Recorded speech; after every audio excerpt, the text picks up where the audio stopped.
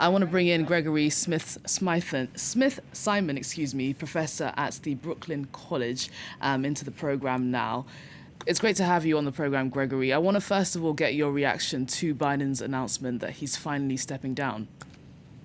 I think it became all but inevitable, and I think that the timing suggests that they were being strategic about it, that some of the delays have been to wait until the Republican campaign was over, use the weekend to make this announcement, and leave the week coming clear in the news cycle for Harris to get started in her campaign. And we just... Excuse me, go on. No, I would say it's a good change. Okay. We just received that reaction from Trump, that scathing reaction from the Trump campaign. He says that Harris will be easier to beat than Biden. Give us your thoughts on that. That's certainly not true. He's going to flail around with something like that. But what's striking is that the Republicans have not found, things to grab onto to attack Harris with. She comes in as an incumbent vice president who's been in the spotlight for 4 years already, who doesn't have obvious targets that they've found. He's tried nicknames, he's tried name calling, but it doesn't sound like they've found focus. That will improve as their campaign figures out what they want to say about Harris, how they're going to try to paint her. But I think she's in a position to come into this race very strong. She already has name recognition. She's got the power of the office. I think that she's well positioned, and it's clear from the response of Democratic Party members in the leadership. There's been so much work towards solidarity and sort of unity, avoiding criticizing Biden too much while he was making this decision. And the main contenders, the other names that people have talked about who might be at the head of the ticket, have almost all said that they're not going to challenge Harris. I think the thinking is that they need to show power, strength, and unity, and that means getting quickly behind the presumptive nominee. You just mentioned the Democrats will need to unify. We have just months to go until the November election. Is there enough time for them to do that?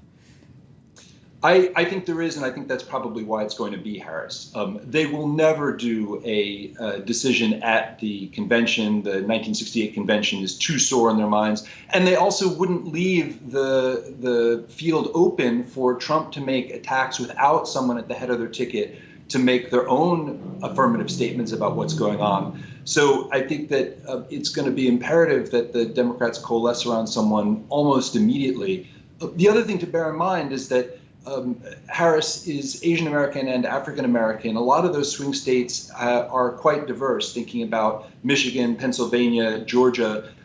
You can't take an African American woman who's in the number 2 position and pass over her for the head of the ticket without consequences in the very states that you need to win. So I think that the Democrats have actually been quite disciplined so far in having this very difficult, very public conversation, gently pressuring Biden to step aside.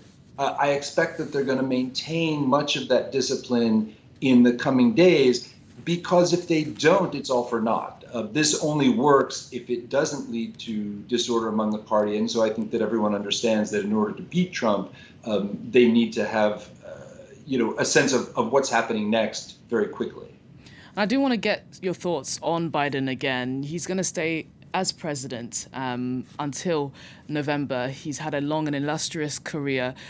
Pelosi has come out and hailing Biden as one of the most consequential U.S. presidents of all time. What's his legacy going to be? He has a very impressive legacy, and I think one of the reasons that Trump is going to have trouble going after Harris is that Harris is likely to run with Biden's accomplishments, not distance herself from them. The things that he's accomplished has been very impressive.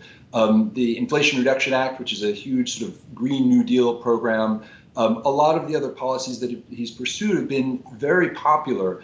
And so I think that that's going to continue.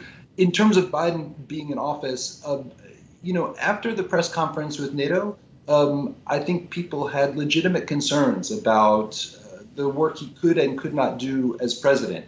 And we will see. There's still 6 months left.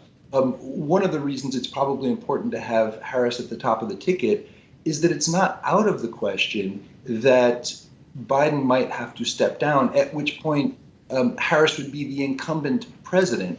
That would strengthen her run, but you couldn't have a situation where she was the president and then became vice president as the second on the ticket. So I think thinking about the fact that Biden is struggling, he's done an excellent job, but he knows that he can't continue at the pace that he has for so long, means that you have to put Harris in the best possible position.